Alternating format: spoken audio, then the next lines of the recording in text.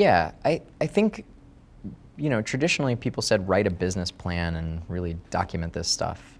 And I think from everything I've seen recently, even people going through MBA programs are kind of skipping that step.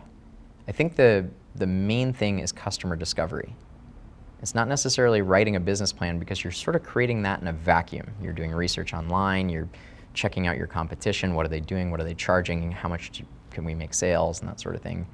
The primary thing is just customer discovery. Talk to as many customers throughout your entire supply chain as you can and ask them pointed questions. What's valuable enough for them to pay for, and that sort of thing.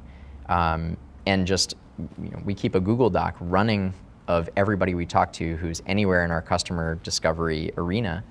Every time I talk to them, I just jot notes down there.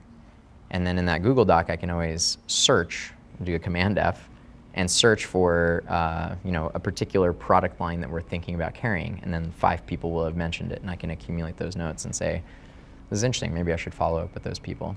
So I think that's the most important thing, because without customers, you have nothing.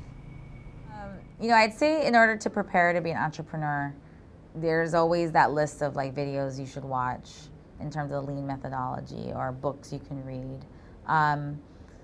But I would say in order to really understand how to create a team and find complementary skill sets for you, you need to be really honest with yourself about what you're good at, what you're not good at, and maybe areas for improvement.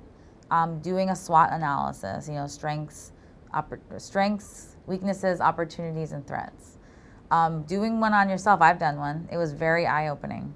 I even asked friends and family what they thought were my strengths and weaknesses, which is very eye-opening.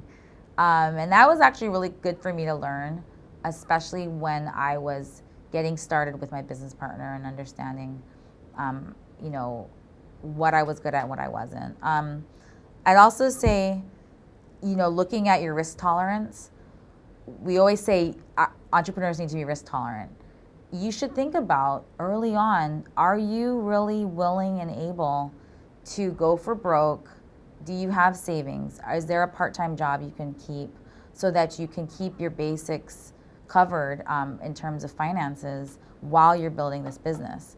Or maybe is entrepreneurship to you getting a job as an early employee at a funded startup where you can still be getting a paycheck and learning more about entrepreneurship, but it's kind of straddling those two worlds a little bit more versus having to kill what you eat and there's nothing coming in unless you get it. In terms of also kind of a way to prepare is do an internship. Find a startup that you're really interested in an area that you think is really cool, and either volunteer your time or see if you can get a paid internship. But most likely you probably won't because they're probably pretty strapped for cash. But do an internship. Sometimes it's really eye-opening to see what it's really like working with the 3 founders of a company at a very early stage, what that looks like. And it may be something that you are like, oh my God, yes, yes, yes, I love this. I want to do this too. Or holy moly, this I liked and this I didn't, right? So when I started my company, I want it to be more like this than like this. But it's really good just in terms of data points.